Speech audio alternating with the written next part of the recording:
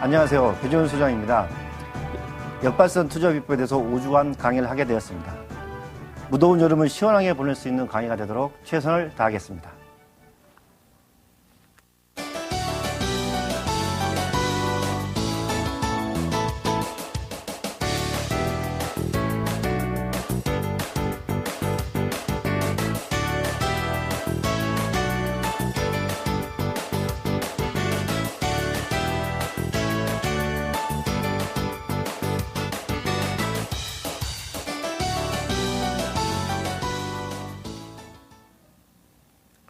역발상 매수법에 대해서 여러분들에게 앞으로 계속 강의를 할 건데요. 먼저 강의 계획을 말씀드리겠습니다.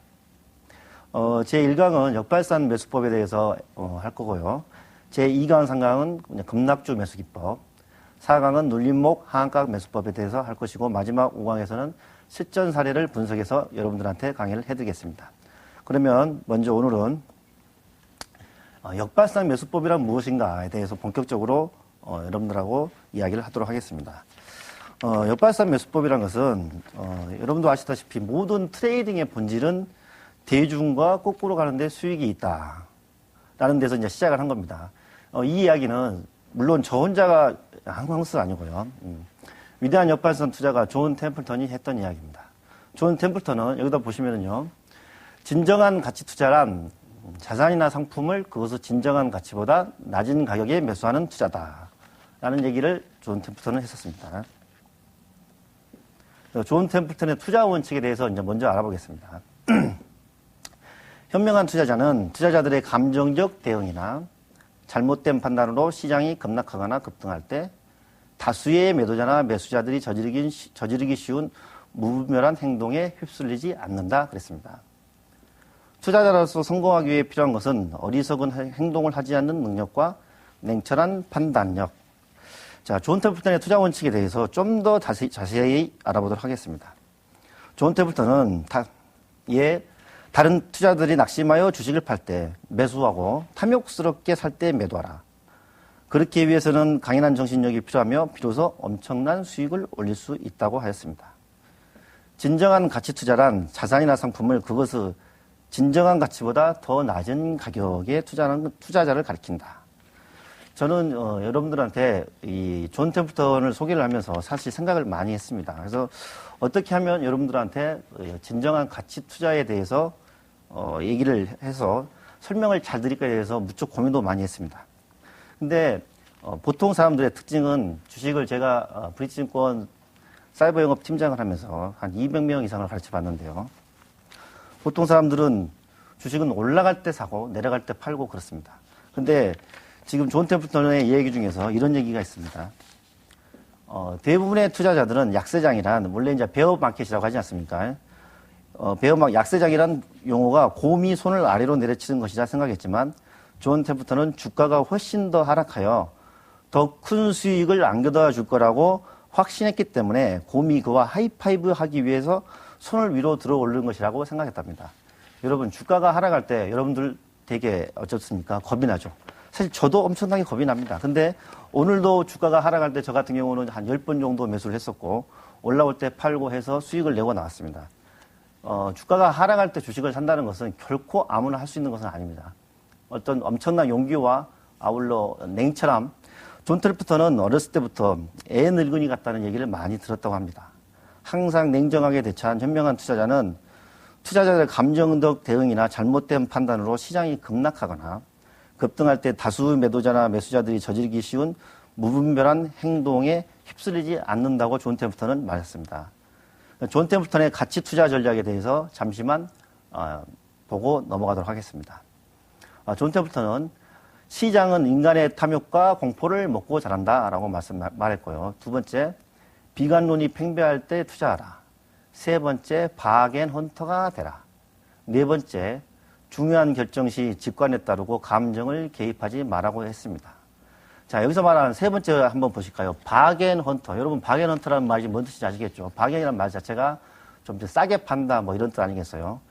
바겐 헌터가 되기 위해서는 무엇보다도 공포를 이겨내야 됩니다.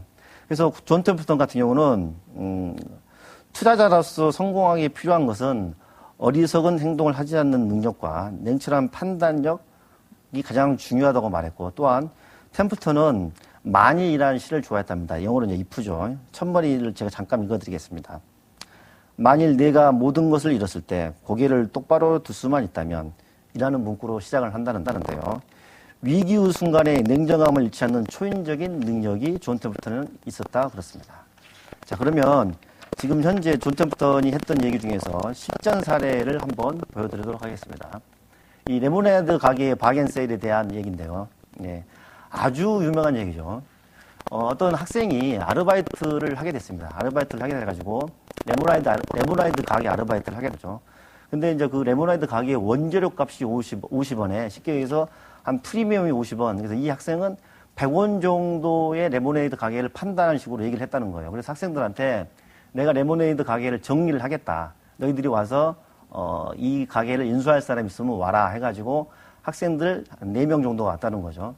그래서 학생이 와가지고 처음에 어떤 친구가 $100를 제시를 하고, 근데 두 번째 학생이 반에서 가장 공부를 잘했던 학생 중에 하나인데 그 친구가 이제 $120를 제시를 했다는 거예요. 옆에 학생이 그래 이게 저 머리 좋은 친구가 $120를 제시를 하니까 더 값어치가 있겠다 생각해서 $130를 제시를 하려는 순간 갑자기 이제 비가 오기 시작한 거예요. 비가 오니까 이 두 번째 머리 좋았던 학생이 $120를 제시했던 학생이 그냥 먼저 가버리는 거예요. 자전거를 타고. 그러니까 나머지 학생들도 야, 이 저 머리 좋은 학생이 이 레모네이드 가게를 인수를 안 한 거 보니까 이것은 값어치가 없는 것 같다 하고 학생들이 다 버렸어요. 근데 이 학생은 어쨌든 간에 이 레모네이드 가게를 꼭 정리를 하려고 하고 있는 상황에서 그 중에 어떤 영리한 친구는 그날 비가 올지를 미리 알고 아마도 학생들이 이 레모네이드 가게를 인수할 학생이 없을 거다라는 생각에 이 친구는 $50를 미리 준비를 하고 가지고 이 학생한테 앞에 갔답니다. 그래서 $50를 보여주면서 내가 너희 레모네이드 가게를 인수를 하겠다. 어떻게 할래? 그랬더니 이 팔고 싶은 학생은 지금 현재 살 사람은 $50를 제시한 학생밖에 없는 거예요. 그래서 $50를 주고 이제 팔게 됐죠. $50를 주고 산 학생이 그 다음 주에 레모네이드 가게, 이제 보통 레모네이드 가게는 토요일만 열었는가 봐요. 그날 가서 레모네이드 가게를 열어놨더니 그날은 햇빛이 쨍쨍 빼쬐고 학생들이 레모네이드 가게에 를 먹으려고 줄을 서는 겁니다. 근데 이 친구가 장사를 하고 있는데 그 전주에 왔던 공부 잘하는 학생이 와가지고 $120를 줄 테니까 다시 이 레모네이드 가게를 팔아라. 그랬더니 이 친구는 싫다. 그래서 다른 학생이 $150. 결국은 어떤 친구가 $200를 제시를 해서 이 학생은 일주일 만에 $50에 사가지고 $200의 레모네이드 가게를 팔았다는 거죠. 자, 그러면 여기서 보시면요. 실질 가치는 그대로이나 날씨라는 여기서 바뀐 게 뭐가 있겠어요? 레모네이드 가게의 내외 수익에 바뀐 것은 투자 환경 여기서 날씨를 말씀드리죠. 날씨와 투자자 견해, 부정에서 긍정으로죠. 주가에서 가장 여기서 바뀐 것은 어떻게 보면 전혀 없는데 투자 환경과 투자자의 견해가 바뀌었고, 주가에서 여기서 봤을 때 뭘 느끼세요? 주가에서 가장 극적인 변동은 종종 자산 가치의 실질적 변화보다는 투자자 견해에서 비롯된다. 뭔 말씀인지 아시겠죠? 어차피 레모네이드 가게는 자체가 실질적인 자산 가치는 $100 그대로인데 이 친구는 일주일 만에 4배의 수익을 올렸다. 주식에서 그래서 가장 극적인 변동은 자산 가치의 실질적인 변화는 아니다. 투자자의 견해다라는 이야기입니다. 그래서 존 템플턴이 말하는 격언 중에서 투자의 세계에서 가장 비싼 4단어는 사실 이 단어는 엄청나게 유명한 얘기죠. This time is different. 이번에는 뭔가가 다를 것이다. 여러분, 주식이 갑자기 막 빠질 때가 있습니다. 급락을 할 때 여러분들은 어때요? 계속 폭락을 할 것 같죠? 그래서 야, 이번에는 전에는 이 주식이 빠졌다가 올라왔는데 아마 이번에는 계속 다를 거야 라고 생각하고 주식을 사지 않는 걸 말합니다. 그래서 this time is different라는 것은 이번에도 결국은 똑같다라는 뜻이겠죠. 자, 그러면 실적으로 이제 그동안은 존 템플턴의 얘기를 잠시 했었고, 지금부터는 제가 실질적으로 직접 매매를 하면서 느꼈던 부분과 어떤 주식에 대한 얘기를 본격적으로 하도록 하겠습니다. 지금은 사실 지금까지 얘기는 존 템플턴의 책에 있는 얘기를 제가 잠시 요약을 했던 거고요. 제가 94년도 10월 달에, 이른증권에 입사를 하면서 처음으로, 느꼈던 것은 뭐냐면, 저는 사실 증권회사에 되게, 들어오고 싶었었습니다. 그래서 실질적으로 현대그룹을 제가, 신입사원을 들어갔었는데, 그것도 순전히 증권회사를 들어가기 위했던 것 중에 하나였죠. 그래서 1지망 현대증권, 2지망 현대증권, 3지망 현대증권을 썼었어요. 그런데 그 당시에 장이 안 좋다고 할까요? 어쨌든 장이 증권회사에서 모집을 안 해가지고 어쩔 수 없이 저는 이제 석유화학이라는 데를 다녀서 94년도에 이제 증권회사를 런칭을 하게 됐는데요. 그때 제 옆에 동료가 한 말 중에서 저는 지금도 기억나는데 주식이란 것은 무엇이냐? 주식의 본질은 브라운 운동이라는 거죠. 브라운 운동이라는 것은 뭐냐면은 생물학자가 발견하고 아인슈타인이 증명한 운동인데요. 자가 운동이라는 거죠. 그래서 제가 여러분들한테 주식에 대해서 가장 확실하게 말씀을 드릴 수 있는 것은 뭐냐면 내일 주식 시장이 오를 것이다 아니면은 빠질 것이다에 대해서는 반반이겠죠. 그러나 내일 주식 시장이 움직일 것이다. 이것은 저는 맞출 수 있습니다. 그만큼 주식 시장은 자체로 움직인다는 거예요. 그래서 최근에 나왔던 그 금융시장 붕괴에 대한 그 천재들의 숫자 금융시장 붕괴는 천재들 숫자 노름이다라는 퀀트란 책의 내용을 잠시만 제가 읽어드리겠습니다. 1720년 최초 폰지 사기인 남의 회사 버블 사건에 걸려 2만 파운드를 탕진했던 아이작 뉴턴은 나는 전체의 움직임을 계산할 수 있지만 인간의 광기는 결코 계산할 수 없다고 말했습니다.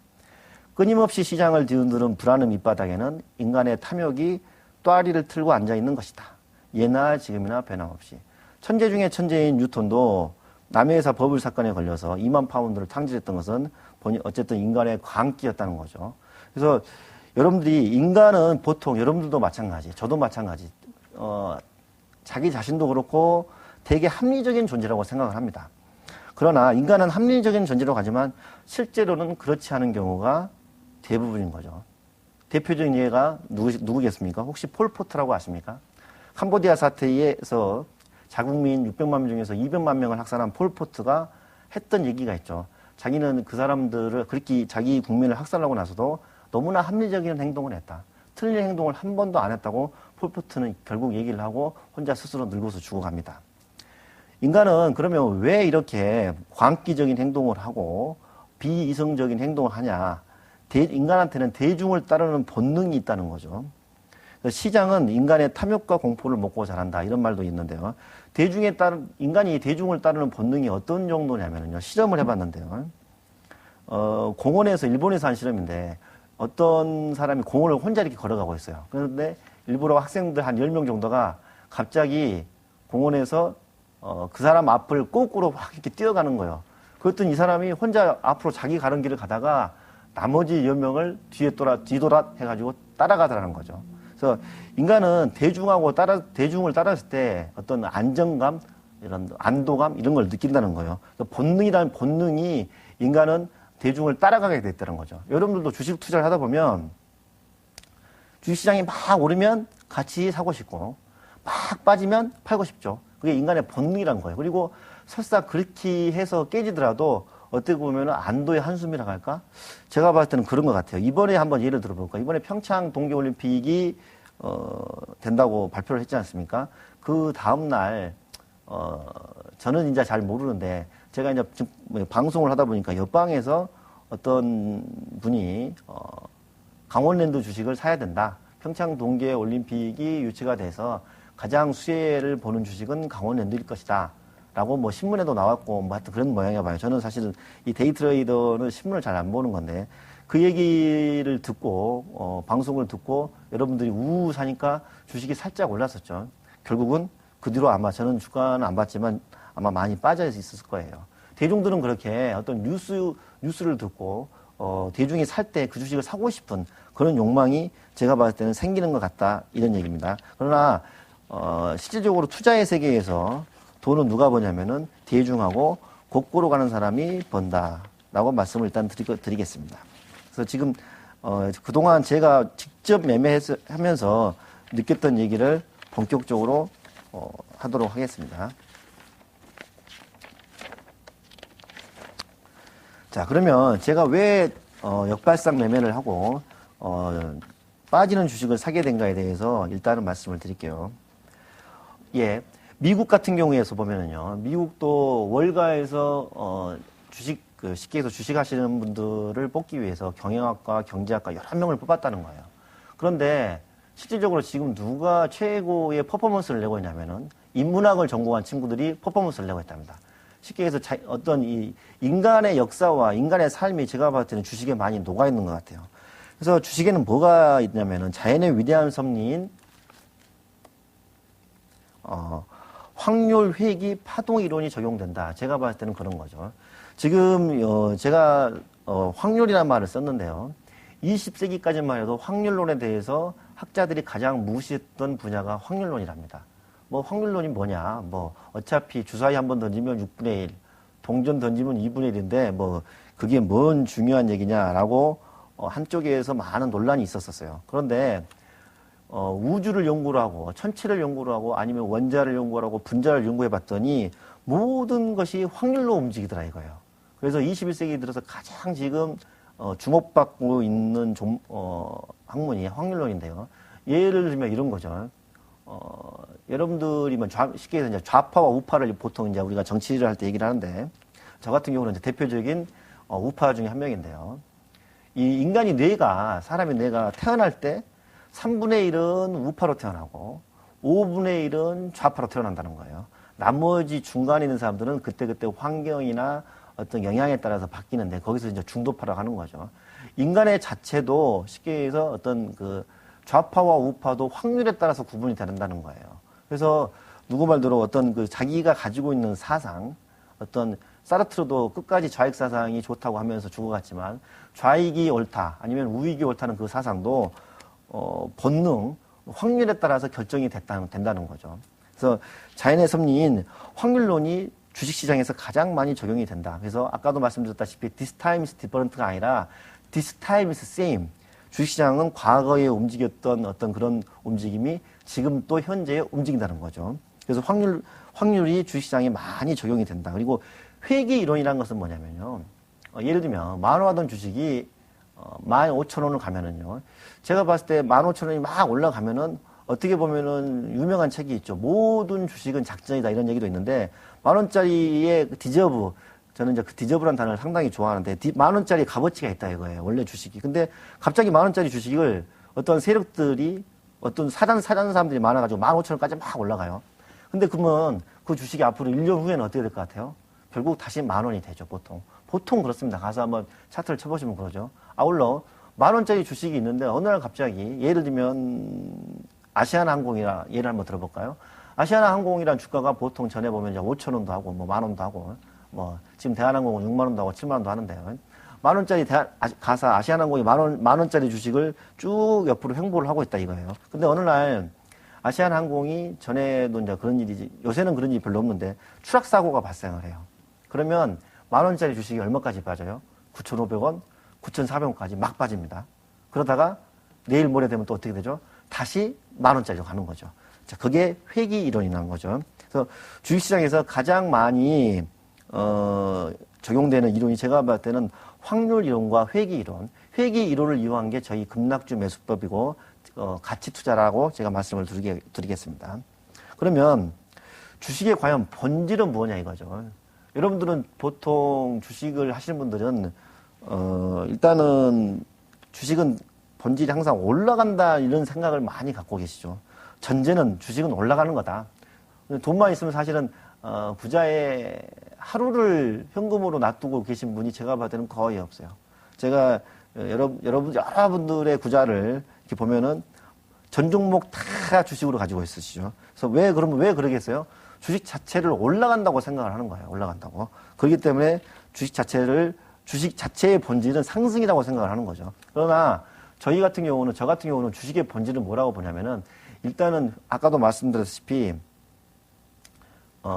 상승이 아닌 미국 베트남 전쟁 때 포로들을 있었는데요. 그 포로들 중에서 살아남은 포로의 특징이 뭔지 아십니까?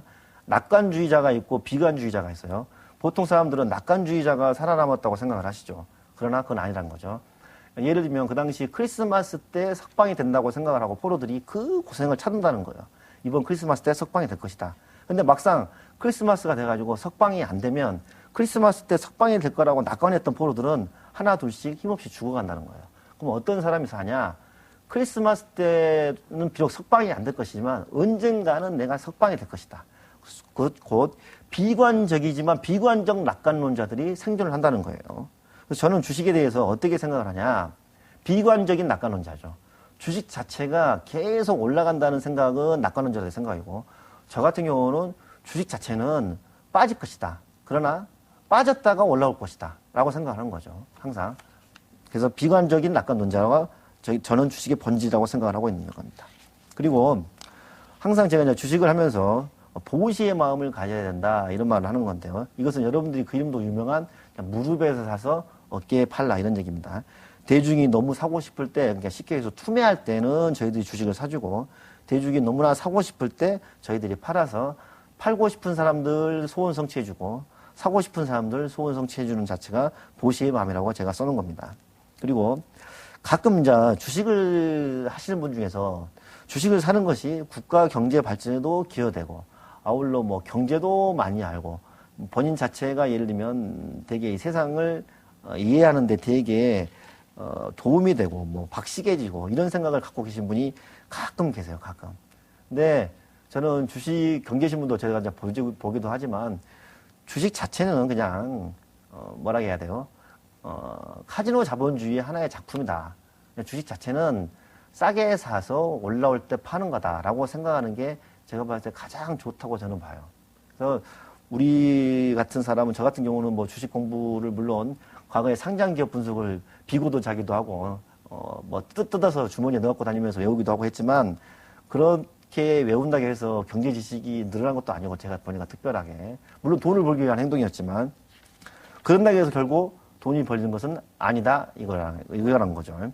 그래서 주식 자체가 어떤 주식 자체를 통해서 너무 크게 어떤 의미를 부여하지 않았으면 하는 게 제 바람입니다. 그리고 여러분들이 제가 이제 그 이른증권에서 사이버 트레이딩 센터를 운영하면서 한 200명 정도가 와서 이제 제가 그 각종 트레이딩 기법에 대해서 강의를 하고 가르쳐 봤더니, 보통 이제 제가 그래요. 오면은 일단은 당신 마음대로 주식을 한번 오늘 하루는 샀다 팔아 보세요. 그러면 열에 10명이 어떻게 주식을 살 것 같아요? 열에 10명이 추격 매수를 합니다. 주식이 올라갈 때 주식을 사가지고, 그러니까 주식이 올라갈 때 산다는 이야기죠. 열에 10명이 추격 매수를 하는데 성공할 확률은, 제가 봤을 때 추격 매수를 해서 성공한 사람을 저는 한 명도 못 봤어요. 그래서 추격 매수는 여러분들이 제 강의를 듣고 이 시간 이후에 추격 매수만 하지 않아도 주식 실력은 제가 봤을 때 50% 는다고 저는 감히 말씀을 드리겠습니다. 그러면 추격 매수를 하지 않기 위해서는 어떻게 해야 되겠어요? 매수호가에 사가지고 매도호가에 파는 겁니다. 그 부분은 다음 주 강의할 때 제가 이제 본격적으로 말씀을 드릴 거고요. 지금 또 하나 아주 유명한 얘기 중에서 하나가 뭐가 있냐면요. 주식 투자의 바이블은 워런 버핏 같은 장기 투자다, 이런 말이 있죠. 물론 아시겠죠.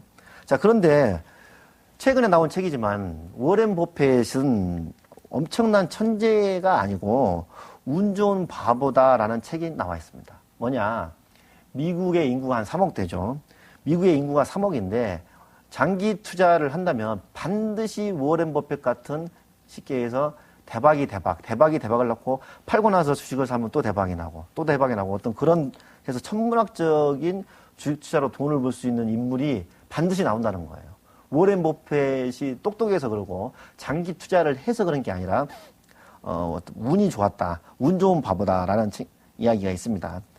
아까도 제가 잠시 말씀드렸던 중에 하나가 제가 이제 비관적 낙관론자였는데 그 근거는 이렇습니다.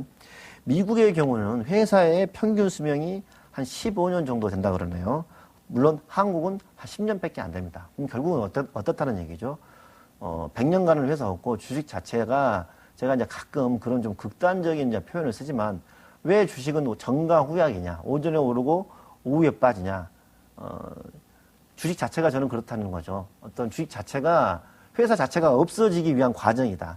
결국 10년이 될지 20년이 될지 30년이 될지 모르지만, 그렇기 때문에 오후에 빠지고 결국은 주식은 지금 현재 주식 자체가 확률상으로 봤을 때는 10,000원짜리 주식이라면은 확률로 10만 원 갈 확률이 많을 것 같아요. 아니면 제로 될 확률이 많을 것 같아요. 제가 봤을 때 냉정하게 따지면은 확률상으로는 어쨌든 51%는 10,000원짜리 주식이 10만 원 가는 것보다는 제로 될 확률이 많다고 보는 겁니다. 또 하나 제가 이제 여기 보면은요. 그렇죠. 여기 다 이제 되어 있는 거죠. 장사가 이제 세 번째 말씀드릴게요. 예. 장사가 잘 되는 만두가게하고 안 되는 라면 가게를 운영할 때 보통 이게 진짜 제가 한 얘기가 아니고 보통 전문가들이 많이 하는 얘기죠. 장사가 잘 되는 만두가게와 안 되는 라면 가게를 운영할 때 만두가게를 확장하고 라면 가게를 축소하라라고 보통 말씀을 합니다. 자, 그런데 현실은 어떨까요? 과연? 만두가게를 왜 확장을 안 하고 그러면 그 사람은 그만한 사이즈로 딱 한지 아십니까? 거기서 조금만 만두가게를 확장을 하면 더 이상 손님이 안 온다는 거예요. 과거에 이런 일이 있었어요. 어떤 유명한 음식점인데 4,000원을 받는 거예요. 4,000원. 근데 그 음식점이 사람이 너무 많은 거예요. 너무 많아. 그래가지고 막 줄을 서는 거예요. 그리고 음식 가짓수가 너무 많아. 그래서 제가 그랬어요. 아니 저거 500원만 올리지. 그러면은 저 집 장사가 잘 될 건데 아니나 다를까 그 앵커가 PD가 그 주인한테 물어봤어요. 아니 이렇게 장사가 잘 되는데 왜 4,000원 너무 싼 거 아닙니까? 4,000원은 이렇게 음식이 많고 한 500원 정도만 1,000원만 올리시죠? 그랬더니 그 주인 하는 말 택도 없는 소리 하지 마세요. 500원만 올리면 사람 한 명도 안 와요. 사람이 텅텅 빈다는 거예요. 그러니까 만두가게를 너무 잘 된다고 해서 확장을 하고 만두가게가 아무리 잘 된다고 해서 가격을 올리고 그 자체가 되게 위험한 거죠. 이번에 던일 담배도 2,500원에서 2,700원 올리니까 대부분의 시장 주의율이 쭉 떨어지지 않습니까? 주식은 가장 매력적인 것이 뭐냐면은 여러분들은 막 오르는 주식을 막 사시죠. 근데 그 오르는 자체가 가장 치명적으로 위험하다는 거죠. 10만원짜리 주식이 11만원, 12만원 돼 있으면은 10만원대는 너무나 매력적이지만 11만원, 12만원 돼도 과연 누가 그걸 사겠냐 이거예요. 주식은 어떻게 보면은 그 유명한 얘기 있지 않습니까? 더 바보들의 게임이다. 12만원에 제가 샀으면 13만원에 살 사람이 있어야 제가 이익을 하고 팔 건데, 과연 10만원짜리 주식을 12만원까지 올라와 있는데, 13만원에 살 수 있는 더 바보가 과연 존재하느냐. 존재하는 경우도 있고, 안 하는 경우도 있겠죠. 그 부분은. 그래서, 저 같은 경우는 왜 그러면 올라온 주식을 안 사냐. 12만원짜리를 13만원에 주고 살 수 있는 더 바보가 존재할 수도 있지만, 저 같은 경우는 10만원짜리 주식이 8만원까지 빠지면은 8만원까지 갔다가 다시 10만원을 온다는 확신을 갖고 있기 때문에 빠지는 주식을 산다 이겁니다. 자, 4번 보겠습니다. 주식으로 돈을 번 사람들의 공통점은 최고의 우량주를 오래 가지고 있는 것이다. 제 주위에서는 물론 그런 사람이 없다고는 볼 수 있겠죠. 근데 실제적으로 롱텀 투자를 해서 수익을 주식에서 돈을 번 사람과 어떤 트레이딩을 해서 돈을 번 사람 중에 어떤 분이 더 많다고 보세요? 실질적으로는 제 주위에는요, 트레이딩을 해서 돈을 번 사람들이 훨씬 더 많이 있다는 거예요. 물론 롱텀이 못 버리냐, 확률상으로는 제가 봤을 때는 트레이딩이 더 높다고 봅니다. 자, 5번 보겠습니다. 자, 5번 보면은요, 미국의 30년 주가의 연평균 수익률은 8.5%인데 그중 가장 많이 오른 12개월을 빼니 연 3.5% 수익이더라. 결국 주가는 대부분 꾸준히 오른다고 여러분들은 생각을 합니다. 사실 미국같이 전 세계적으로 이렇게 오른 시장은 전 세계에도 아마 없습니다. 여러분 사실 미국이란 나라, 제가 채널 K에서 그냥 그런 말을 했었는데요. 미국사를 알아야 된다. 사람이 미국사를 알아야 되고 역사를 알아야 되는데 정말 미국이란 나라는 정말 어마어마한 나라입니다.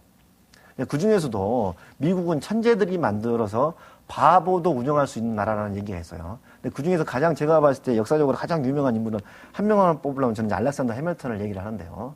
물론 그 당시 워싱턴 장군, 링컨 그런 사람들이 있지만 토마스 제퍼슨 여러 명이 있어요.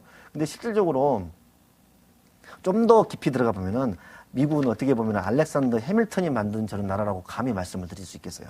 자, 그런데 그 미국이 천재들이 만든 나라도 결국은 12개월을 뺐더니 연 3.5%밖에 수익이 안 나오더라는 이야기예요. 주식 자체가. 그러면은 주식은 오를 때 아주 급박하게 오르고 나머지는 대부분 횡보를 한다는 거죠. 연 3.5% 수익이면 사실 은행에 넣는 것보다 더 못하죠. 근데 미국 주가는 사실 어마어마하게 오른 걸로 보이죠. 왜냐하면 평균은 8.5%니까요. 12개월을 빼면. 그러니까 오를 때 상당히 가파른 속도로 오르고 나머지 대부분은 잘 안 오른다는 얘기예요. 자, 6번 보겠습니다. 자, 일정한 매출, 순이익을 내는 회사의 주가는 오르고 손해를 보이는 회사의 주가는 빠진다. 이게 보통 사람들이 생각하는 생각이죠. 회사 자체가 저한테 이제 가끔 상담이 들어옵니다. 저한테 전문가님 이 종목 좀 분석 좀 해주세요. 라면 그 회사는 특징이 저한테 하는 말이 매출 좋습니다. 순이익 좋습니다. 그런데 왜 이 회사는 올라가지 않습니까? 라고 저한테 가끔 문의를 해요. 그런데 저는 이렇게 보는 거죠. 세상사가 그 회사가 그 매출과 순이익이 가짜냐? 절대 가짜 아니에요. 맞습니다. 그런데 인생사 저는 가끔 하다가 제가 회원들한테 맨날 하는 중에 인생사는 여러분들이 고등학교를 다니고 대학교를 다녀서 알겠지만 인생사는 절대평가는 없는 거예요. 상대평가예요.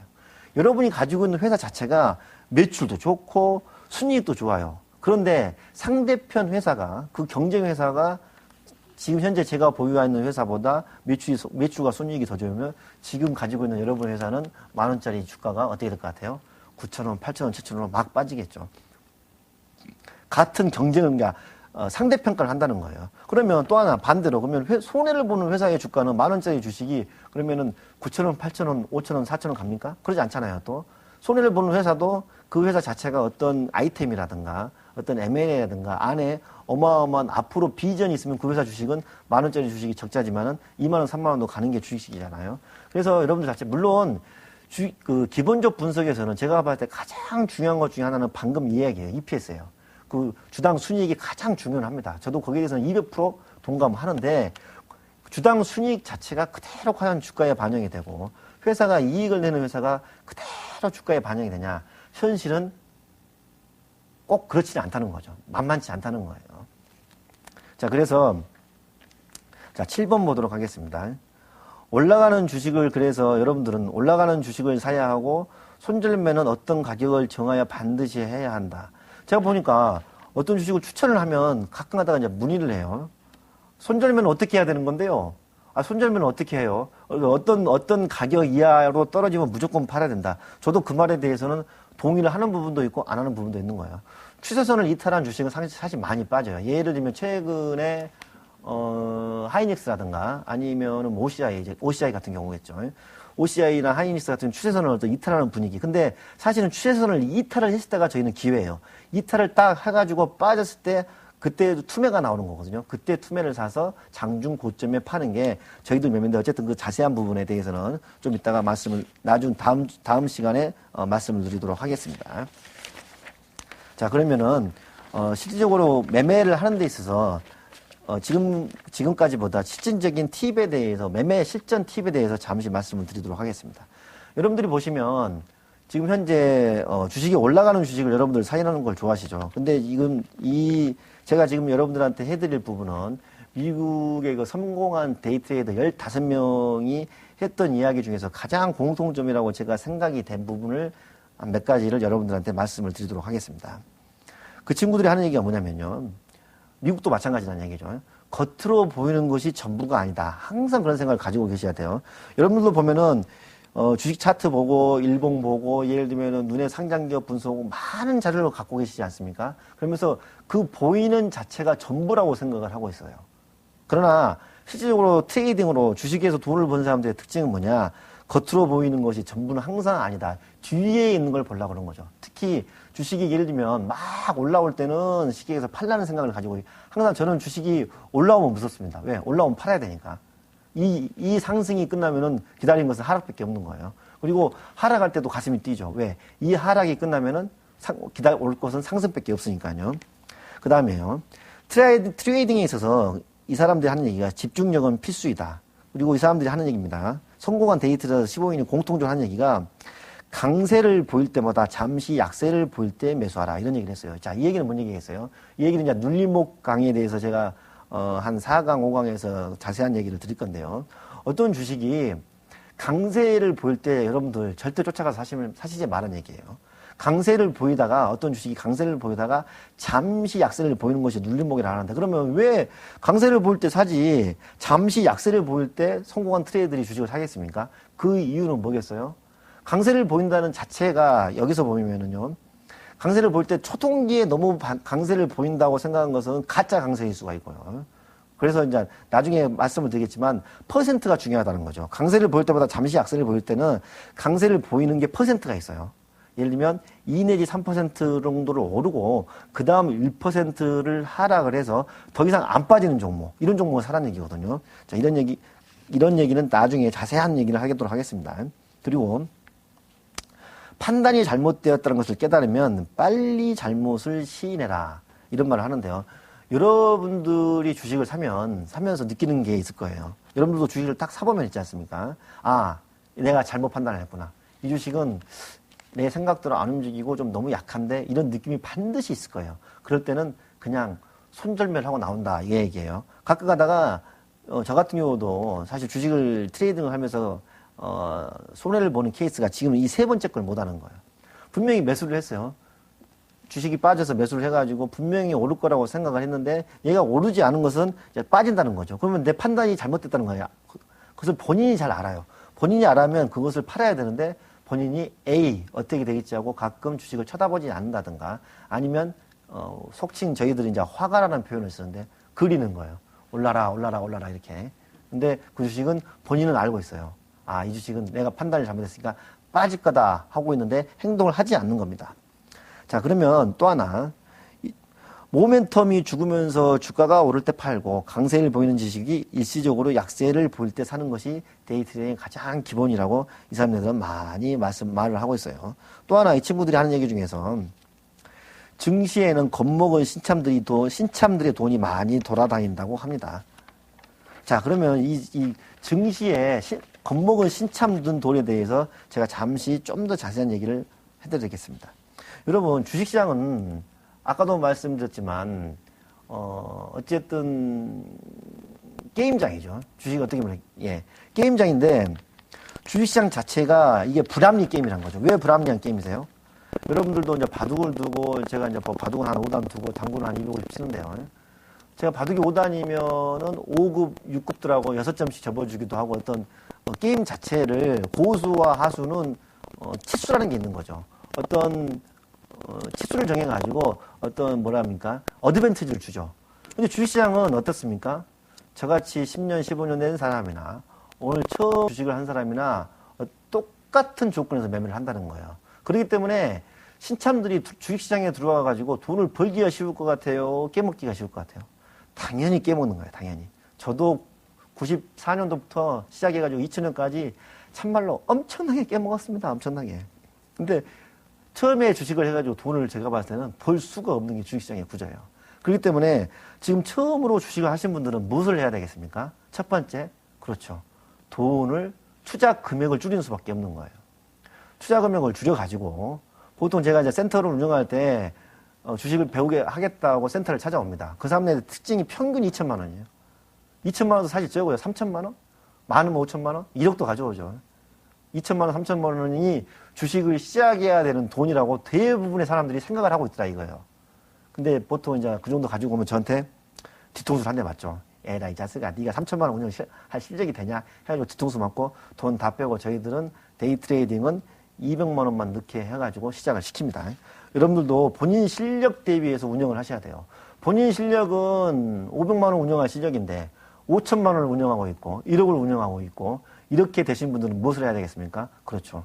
실질적으로 금액을 줄이셔가지고 500만 원에서 1000만 원 정도 갖고 운영을 해서 그 본인이 내가 이 정도는 실력이 되겠다 하면은 그 다음부터 여러분들이 금액을 늘려서 운영을 해주시기 바랍니다. 주식시장에서 하수가 살아남는 길은 제가 봤을 때는 돈을 빼는 방법밖에 없어요. 돈을 적은 금액으로 해서 실력을 늘리고 그 다음에 금액을 늘려서 돈을 버시기를 바라겠습니다. 그 다음, 주식은 이 사람들은 신문을 통해서가 아니라 증시를 통해서 종목을 선택한다 이거예요. 여러분들 가끔 하다 보면 신문을 보고 주식을 선택을 하는데, 신문은 저는 거의 보지 않습니다. 그럼 뭘 봐요? 시장을 보면, 주식을 보면은 주식시장에서 거래량은 주가의 그림자죠. 그걸 보고 주식할 종목을 선택을 합니다. 자, 데이 트레이딩은 심리적인 게임입니다. 이기적 욕심, 두려움, 탐욕은 자신을 가로막는 적이다 그랬어요. 실질적으로 데이 트레이딩은 제가 많은 사람을 가르쳐봤어요. 정말로 많은 사람을 가르쳐봤는데 주식시장 자체가 그러죠. 여러분 주식을 10명이 시작을 하면 몇 명이 수익이 난다고 생각하세요? 통계는 100명 중에 95명이 손해를 보고 5명이 이득을 본다라는 통계가 있어요. 그럼 과연 데이 트레이딩은 어떨까요? 데이 트레이딩은 10명을 제가 가르쳐봤더니 데이 트레이딩도 마찬가지입니다. 2명 이득을 보고 8명이 손해를 봐요. 근데 물론 혼자 깨닫는 것은 제가 봤을 때 시간이 많이 걸릴 수가 있어요. 근데 제가 최선을 다해서 열심히 여러분들한테 가르치고 저는 그러면 어떻게 했냐? 순전히 일본과 틱을 보고 연구를 합니다. 여러분들이 이 주식시장에서 가장 힘든 것 중에 하나가 뭐가 힘드냐면 도대체 공부를 해야 되는데 어떤 공부를 해야 되냐가 여러분들한테 가장 힘든 짐 중에 하나일 거예요. 저도 마찬가지였고요. 저도 그래서 공부를 하기 위해서 정말 책도 한 30권 봤고 아울러 각종 보조 차트, 뭐 이동평균선, 소나 차트, PNF, 뭐 심리선, OBB 하여튼 안 본 차트가 없습니다. 그런데 그러한 차트들이 과연 저한테 수익을 줬냐? 절대 수익을 주지 않더라 이거예요.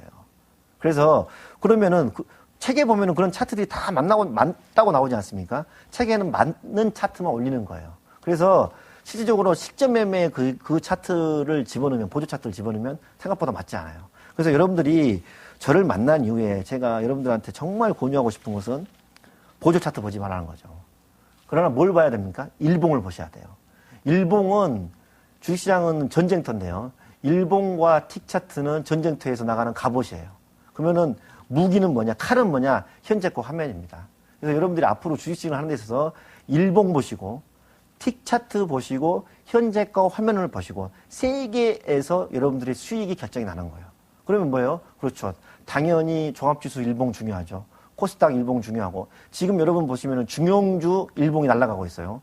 그 다음에 소용주 일봉이 아주 좋습니다. 보시면 아시겠지만은 그런 종목들 그 일봉이 여러분들한테 다 말을 해주는 거예요. 대형주 일봉은 지금 별로 좋지 않습니다. 생각보다. 대형주는 많이 힘들어졌어요. 어쨌든 간에. 정고점을, 물론 대형주 중에서 뭐 다르겠지만, 예를 들면, 여러분들도 제가 예를 들면 지금 기아차, 하이닉스, 예를 들면 뭐 호남석유, 이런 종목 얘기하면 차트가 다 그려지시죠? 예. 다 그려지시고, 그러니까 저는 차트가 다 그려지는데, 오로지 일봉만 그린다 이거예요. 일봉만. 오로지 일봉 보고 그 종목이 또 장중에 틱이 어떻게 움직였는가 이런 것을 많이 생각을 하고 그 종목이 살아있으면은 내일도 더 가는 것이고요. 죽으면은 그 종목은 조금 힘들다 이렇게 보는 겁니다. 그래서 앞으로 여러분들이 주식 공부를 할 때 집에 있는 책, 저도 집에 한 박스 있는데요.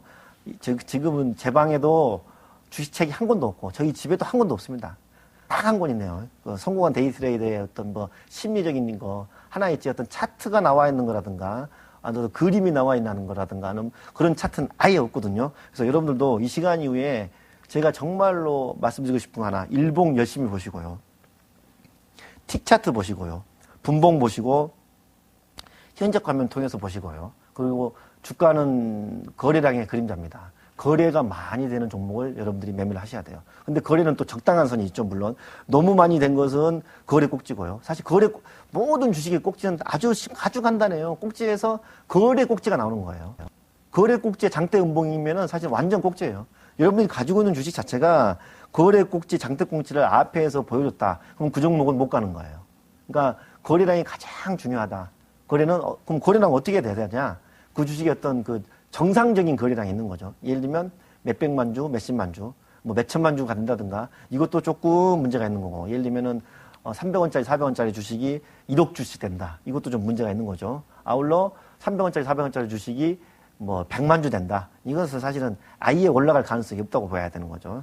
적어도 뭐 몇십만 주 된다 이런 것은요. 그러니까 주가는 거래량의 그림자라고 생각을 하시고 여러분들이 일본 공부하시고 그다음에 틱 차트 공부하시고 아울러 종합지수도 일봉 보시고 그다음에 또 무엇을 보셔야 되냐면요.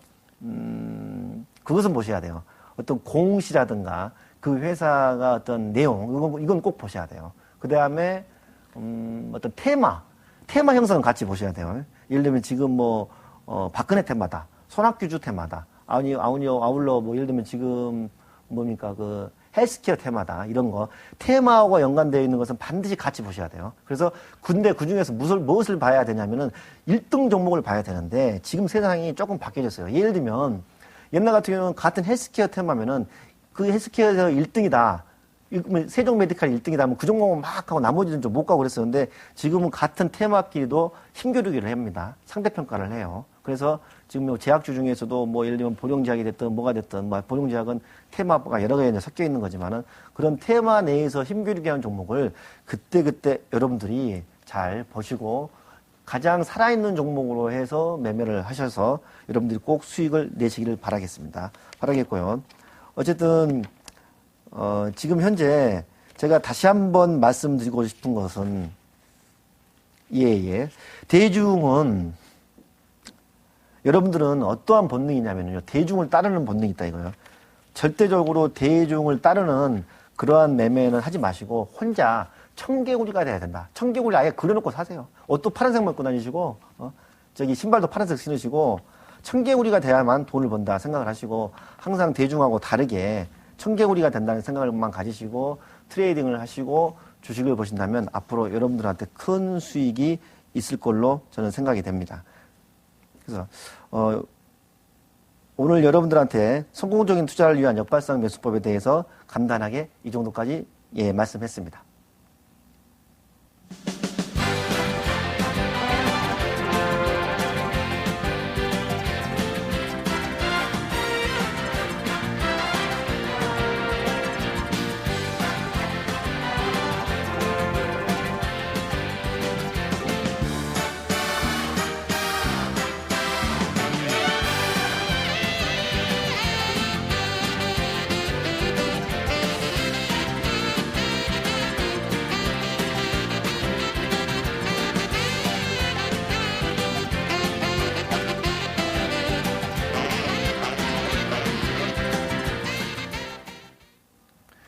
성공적인 투자를 위한 역발상 매수법에 대해서 강의를 들어준 여러분들에게 정말 감사드리고요.